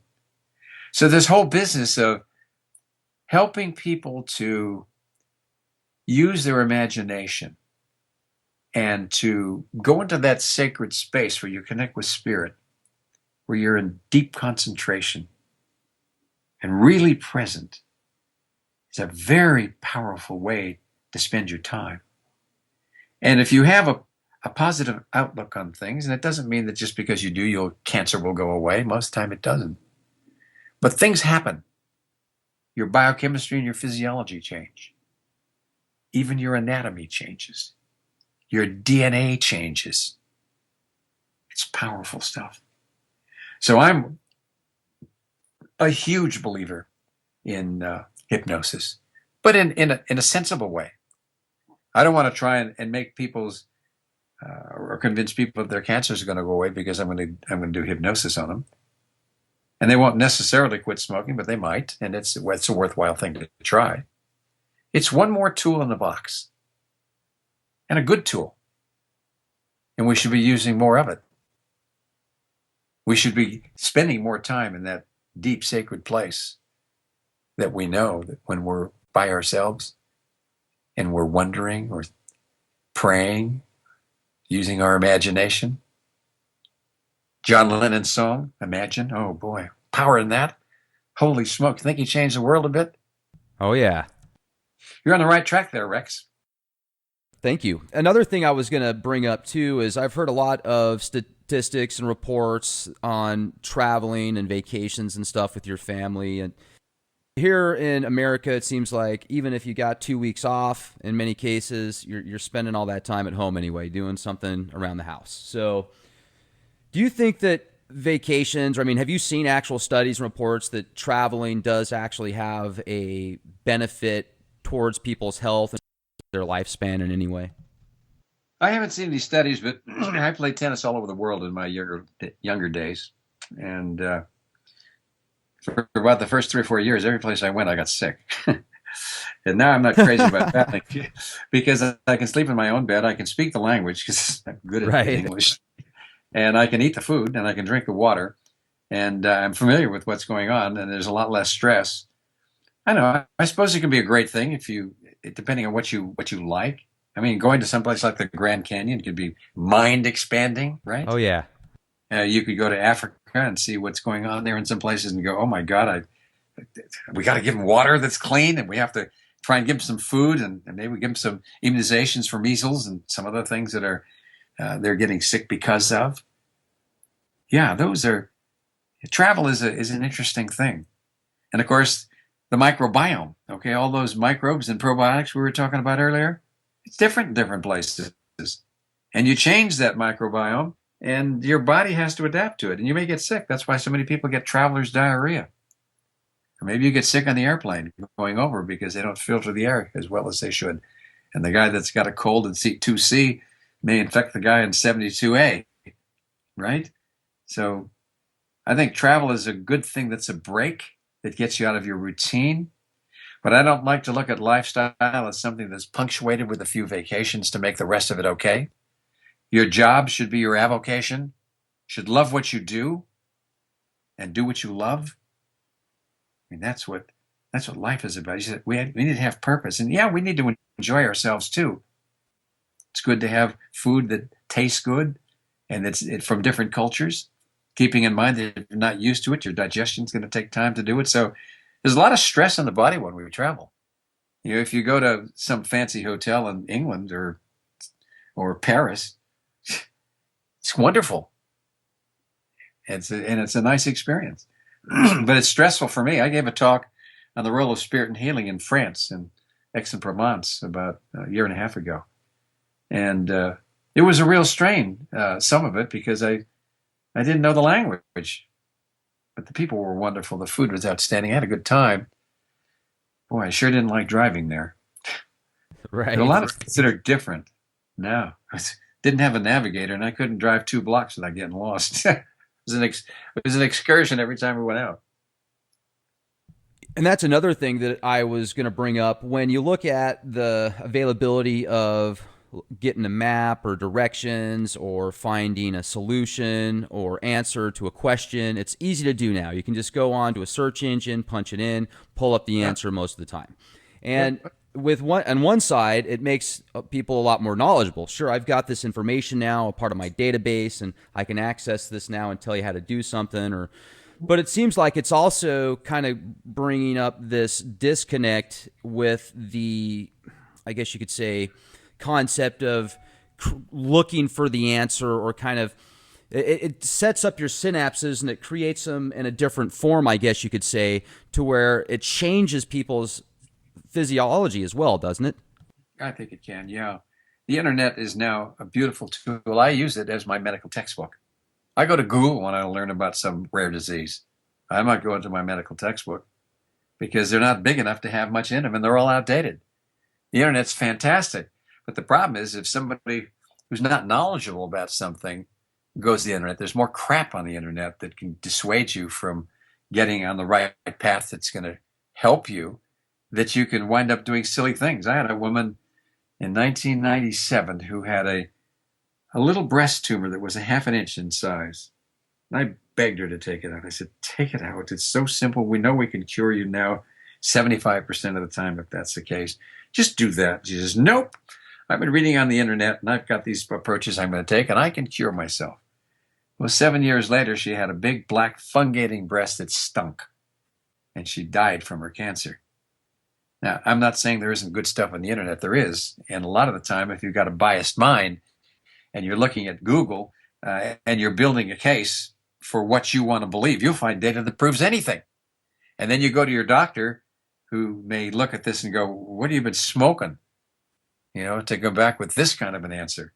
And maybe you're even right. There needs to be a lot more open-mindedness about how we collect information. We need to be a lot less biased about what we think is right. And we need to think for ourselves. Above all, we need to think for ourselves. In medicine, you can't have people who are in the insurance industry or the pharmaceutical industry making the rules of treatment. You just can't do that, because then you wind up with diseases that aren't even diseases. I mean, look at the example of osteoporosis, where your bones are thin and they fracture. Well, there are about 10 million people, women mostly, in the U.S., who might benefit from the drugs that they use for osteoporosis, which, frankly, I think are trash, but and I don't use them in my practice. But you could make a case for it. But what they did is they said, well, so they got a conference together. They took doctors to a nice place, and they started talking about, don't you think it'd be good if we pre-treated those women who were at the edge of normal, but still in the normal range, and treated them with the drug so they don't get osteoporosis? And now the market rises from 10 million people to 40 million people. And that's why this term osteopenia was invented, not a disease at all. And then they're recommending that you be treated with drugs that are toxic, that have terrible side effects in a lot of people, when there's a natural way to do it just as well, that uses a little bit of calcium, not much, some vitamin K, some vitamin D, maybe a little bit of strontium to build the bone, to get the bones to build themselves faster. And then a lifestyle, exercise, diet, stress reduction, sleep, because they all promote the development of thin bones. That's what's happening. Another thing, too, is I've noticed that there's a lot of talk about certain molecules or product taken from hemp and cannabis into like oils that can help with seizures. And I saw a video where they injected this hemp oil, I think, into a tumor, and it killed it. Do you have any information on that stuff? Oh, yeah. I think that people are using hemp oil now routinely. I don't know if I would say that quite that much, but they're using it a lot of the time when they have cancer. Because, let's face it, marijuana is a powerful drug that does some good things. And it's certainly safer than alcohol if you want to compare the two. So I think legalizing it makes sense. But the hemp oil or the the black oils that they get that are used to treat cancer are something to think about. So and it works great for pain. Is creams, or eat it or smoke it, or do what you want with it. What I don't recommend is solving your anxiety or depressive problems by using a drug, whether it be alcohol or marijuana or some other harder drug that's available on the street. I don't think drugs are the way to treat those conditions. And it's why I don't think our psychiatrists are on the right track here. They've become crazy. They're doing what the pharmaceutical industry is convincing them to do because that's what they're being trained to do, because the medical centers are accepting money from the pharmaceutical companies. It's a horrible cycle. So they're taking smart people who want to work with the psychodynamics of a human being and say, here, try this drug.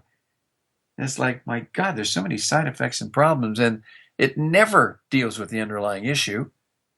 All it's doing is getting you back on your feet, maybe make you feel better, but it doesn't solve the reason why you became depressed or anxious. You got to go back and do that hard work. So, yeah, there's a place for these things, but it also gets out of hand. I mean, it's not like marijuana is a solution for everything. So that's what I think about that. Okay. And as far as there's a product out there called Manuka honey, and it's from New Zealand. I've heard that it's really good for people that have stomach issues and ulcers. What is your take on Manuka honey? Well, I think it's a form of honey that's healthy, that is not just from New Zealand, it's in this country too. I use it myself when I have a cold. What I'll do is I'll take a cup of hot water, I'll cut up about a half an inch of ginger and mince it, and I'll steep it. Then I'll add a whole lemon and about a teaspoon of Manuka honey. And I think it makes me feel better. So I think there's a place for things like that, but I don't look at them as cure-alls. And I look back to say, why did I get sick? There's always a story about why we get sick. And it's not always, usually it's not easy, but in the case of a cold, almost always is because you didn't get enough rest, or you're under a lot of stress, your immune system has gone south. And if you miss 5 hours of sleep one night, your natural killer cells that fight cancer and fight colds go down 30%. And that's why so many students in college around finals, just before Christmas, they're getting sick. It's an epidemic of colds at that time. Your immune systems are terrible. Our educational system is primitive, and it's not balanced. We should be teaching people about how they can get the most out of life rather than making them all doctors and rocket scientists. So there's a lot that has to do with how you look at life and how it works and why things happen and how you can get the most out of it. I mean, if you're going to be here 100 years, what do you want to say that you accomplished? Was it you were Bill Gates and made a bunch of billions of dollars? Is it because you had a lot of power, president of the United States or something? Is there a better reason for living? What's your spiritual path all about? What are the real values in life that matter? And how do you find a way to learn about them in a world that doesn't teach it because our educational system doesn't include it? It's like the furthest thing from mine. It's about star testing. God, star testing. Give me a break. It's not about what you know. It's about how you live your life. What's your quality of life? What's meaningful to you? How can you make the world a better place? How can you make a smile on somebody's face come on? That's the real juice of life. Now, another thing, too, if you look at the epidemic of people that are getting dementia or Alzheimer's, there's a lot of neurological problems as well that seem to be popping out of nowhere. But what can people do to keep their mind sharp and hopefully help avoid ever having to go through something like that? Well, some of it you can't.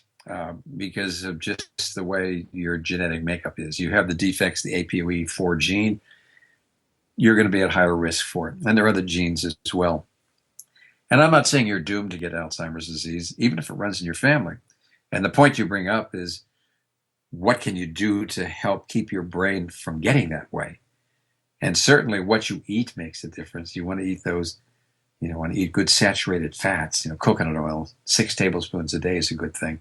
I have a whole nutritional protocol for Alzheimer's disease. And if you go to the website and put Alzheimer's disease in nutrition, I'm sure it'll come up. You can learn about all the various things you can do, because basically Alzheimer's is like an electrical brownout. You don't make enough energy, enough ATP, the energy currency of the body, to allow the tissues of the brain to function right. And your mitochondria, which make ATP, don't function well. So you've got to try and resuscitate them.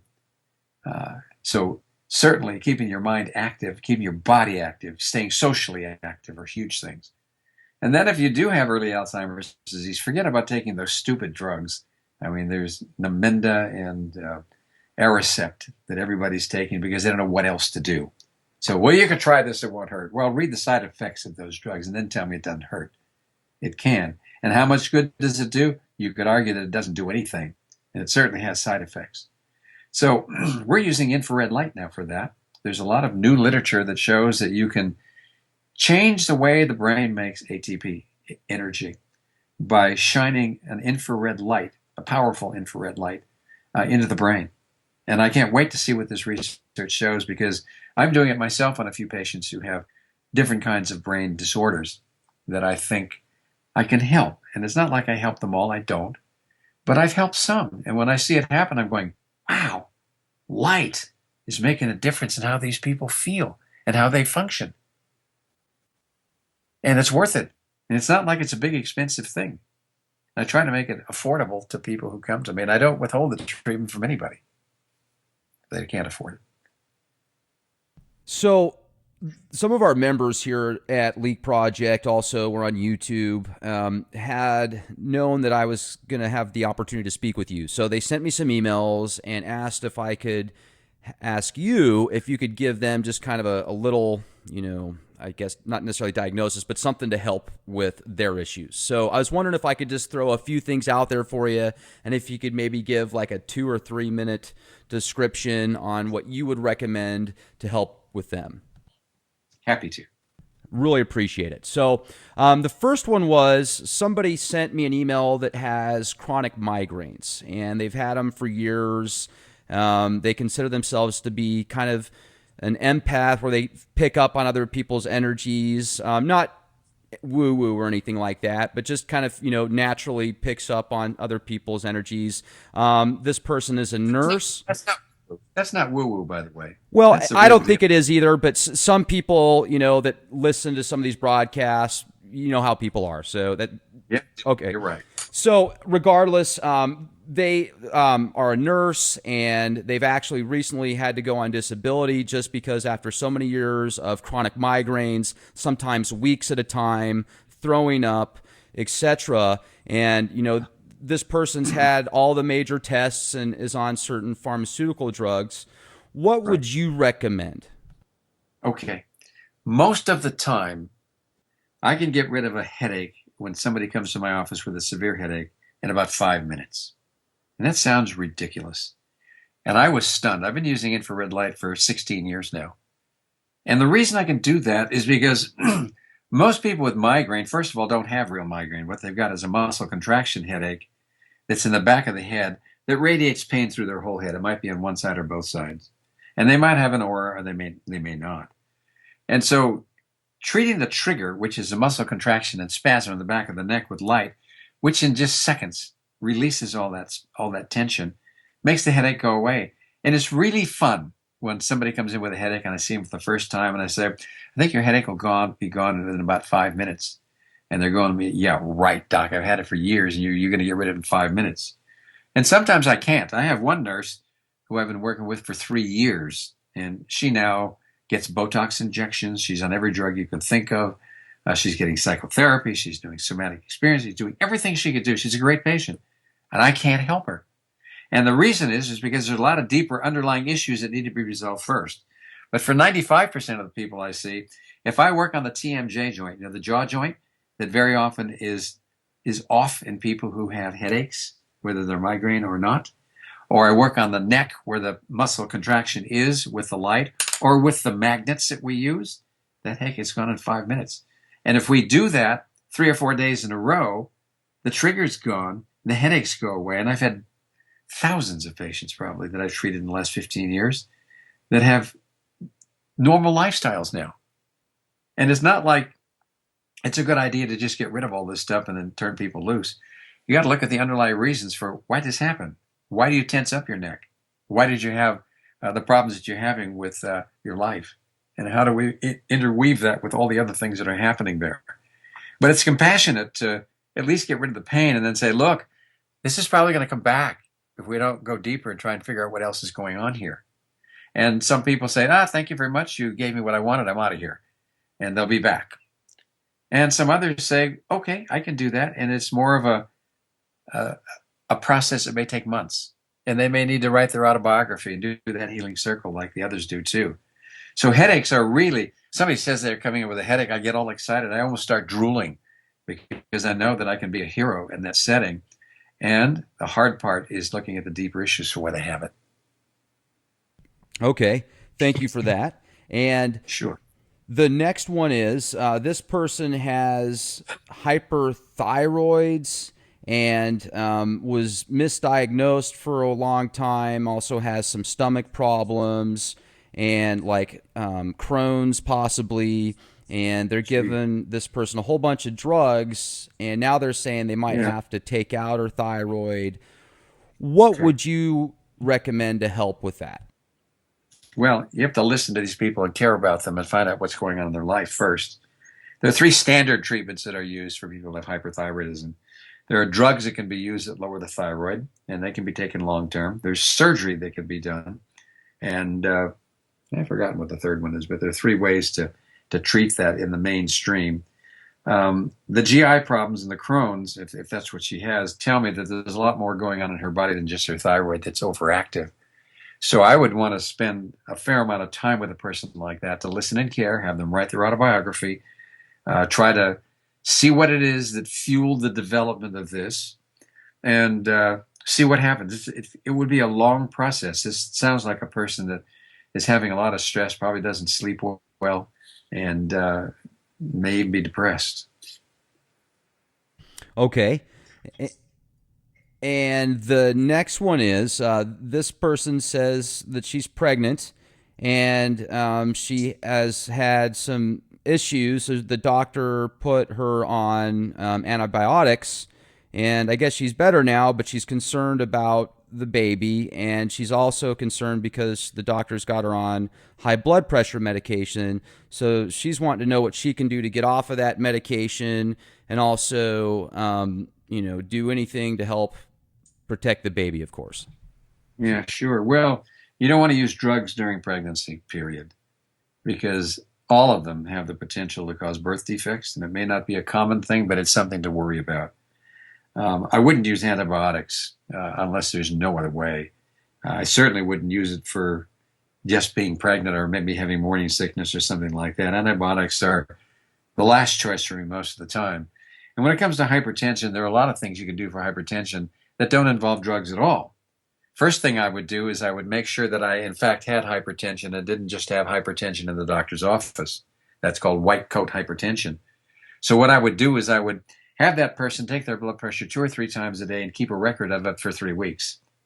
And then come in with that record. I'd take a look and see what it was, and then determine whether or not this was an actual issue. In some cases, I'll do what's called an ambulatory blood pressure monitoring, which you wear a device and it takes your blood pressure every 15 minutes when you're awake and every half hour through the night. And you get about 80 blood pressures that way, and you can really tell if this is really hypertension or this is anxiety or some of the stressful thing that's causing it. Then the very best thing you can do for hypertension is exercise. Powerful way to reduce the level of blood pressure. Stress reduction techniques, breathing techniques. There are some things on the internet. There's something called RESPE-RATE, RESPERATE, that is a way of guiding your breath to lower your blood pressure. Getting enough sleep is vitally important. If you don't get enough sleep, most people will get hypertension. They'll be prone to diabetes, prone to osteoporosis. So hypertension is, I only look to drugs as a last resort. and I'm inclined not to use them until I worry that they're really at a risk that's imminent for a heart attack, a stroke, or kidney disease, or some other complication of hypertension. So lifestyle again becomes the important thing, and this person needs to be listened to. She needs a doctor who will listen and care and be there to support and look at her emotional needs. Who knows? Is she a single mother? Is she, what happened that she's pregnant? Was that a good thing, or was that an accident, or was she raped? What happened? You got to know the story. So there's no one size fits all for this, and I'd have to look at all those things. Okay, I appreciate that. And then another one writes, this person says they have issues with fibroids. So is there something to help with that? Well, it depends on her age. Is she going through, how do you know how old she is? Probably she didn't Yeah, say. she said she's 35. Oh, okay, 35. That's usually because there's an imbalance in the hormones, and so estrogen and progesterone. So I would probably measure estrogen and progesterone levels through the cycle and see if there was a way to balance that with progesterone supplementation during the last half of her cycle. That may or may not work. Age 35 and having fibroids is not the best sign. There are ways to deal with that, obviously, that are surgical, and now they're using embolization techniques where they actually inject something that clots the arteries that go to the fibroid, that can make it shrivel up. So that's how I would look at that. There's no quick fix on that. Usually when women are going through the change of life, the fibroids will involute, and it may solve itself. And again, you have to look at the whole story of what this person's life is like before you start making conclusions about what to do. And that's what I do. Okay. And you also brought up earlier, you said when you flew to Paris and stuff like that, it was kind of stressful on you, and flying in general can be stressful. Now, I also know that the radiation levels when you're in flight jumps up astronomically, and the reason that I know this is back in 2011, after the Fukushima disaster, I became very aware of the radiation that was being leaked, the supposed plutonium and uranium and all those different isotopes. And it kind of made me a little nervous, so I went out and purchased a watch that has a radiation detector built into it. So I could say, okay, cool. well, let's find out if what these people are saying on the internet is true, if it's all a conspiracy. And I didn't get the watch Right. until I didn't pick it up until 2013. But when I did get it, I noticed that the levels in the San Antonio level were low. I mean, they were 0.06, 0.07, zero 0.08 microsieverts, which is really low. And when I flew to Alaska in 2013, I flew to Anchorage, the levels jumped up to 4.2. So, Oh, wow. it went from 0.06, 0.07 to 4.2. So a huge jump there. And I thought to myself, okay, I'm sure that this is, because we're obviously a lot higher up off the ground, but I'm wondering if this could also be because maybe radiation up here in the atmosphere. I don't know. But have you noticed that in California, have you ever met somebody that has had some type of radiation poisoning? And if so, have you heard of a product called Zeolite? Yeah, I've heard of it, and I hear that it works. It's not what I would use, but I don't know enough about zeolite to tell you. What I do know is you can take vitamin C if you're going to go on a flight, and maybe take 2 or 3 grams every couple of hours, because the vitamin C does a lot to minimize the damage from radiation. The amount that you have at higher altitudes is significant, because when you measure rates of breast cancer in women, airline stewardesses have a higher risk for breast cancer. Same thing happens for nurses who are working the night shift. For some reason, they have a higher incidence as well. I don't know if that's related to radiation or not. The whole Fukushima thing is something to worry about. But we haven't, I think most of that has been suppressed. I think there's a real ongoing severe problem from that huge disaster that is worrisome. I think the radiation is polluting a lot of the ocean, especially closer to Japan, because that was, 4 reactors went down there, and there's no way to stop it. You're looking at thousands of years probably of problems. But one of the interesting things about salt water is it seems to do something to lessen the dangers of radiation. And I don't know how that works, but I've read about it, and I just find it interesting. So I think, yes, at high altitude, you got more of a problem. It's not huge. I mean, look at all the millions of people that fly all the time. But when you look at the airline stewardesses, their risk for cancer is slightly higher. So what I tell my own patients when they're going to fly is take 2 or 3 grams of vitamin C just before you take off, and maybe during mid-flight. And as long as it doesn't bother you, most people can handle that dose of vitamin C just fine. It'll protect you. I certainly appreciate you coming on here with us at the Leak Project, Len. You're just, you've got a gourmet buffet of incredible knowledge, and certainly appreciate it. For those that have had the opportunity to listen to this show, please check out drsaputo.com. Over 2,000 articles with research and amazing information on possible ways to help with certain issues that you might be going through or opportunities. And Len, what else do you have coming in the future? Anything that you're working on or anything you'd like to share with our listeners before we close out? Well, we're doing a lot of work with infrared light and magnets, as I was telling you. We've done some research at University of California in San Francisco on women who have neuropathy from chemotherapy. And in my experience, it works. We don't have the results of the study yet, so I can't comment on what it's going to show. But I do that. But I'm getting more into the deeper reasons for why people get sick. And I think that the role of spirit in healing is huge. It's missing because people who are in medicine, who are scientists, say, I'm not going to study something that I can't study. So I'm just going to throw it out. They're like little boys who are angry and they take their marbles and go home. And 400 years ago, when all this business of science-based whatever came into being, they threw the role of spirit and healing back to the church. And it's sort of like, get real. Just because you don't understand something doesn't mean it doesn't exist or that you should forget about it. I think you should take a hard look at what's happening in everybody in every way. And so it's body, mind, emotion, and spirit as perspectives to study about human beings. And then if you do the part that looks at the trinity of the patient, the doctor, and spirit, and you do listening and caring without judgment, and you connect with your inner healer where a channel opens up, where you begin to look at soul healing, you can blend that with all the wonderful things we have in Western medicine, but also in all the disciplines that exist throughout the world, and pick what feels right for you. And be careful. Treat your body like a sacred temple, because it is. It's what gets you around and what enables you to communicate with your environment. Be connected to that and be respectful of it. Try to treat your neighbors right. Practice the golden rule. Those are the kinds of things that we need to build a community that's built on sharing and giving and loving and supporting one another. If we do that, then all these conspiracies won't be an issue, because they'll go away, because nobody will be like that. It's the process. The buck stops with you. Well said. Well, Len, I got to tell you, it was just great to speak with you. Thank you, everybody, for joining us tonight here at the Leak Project.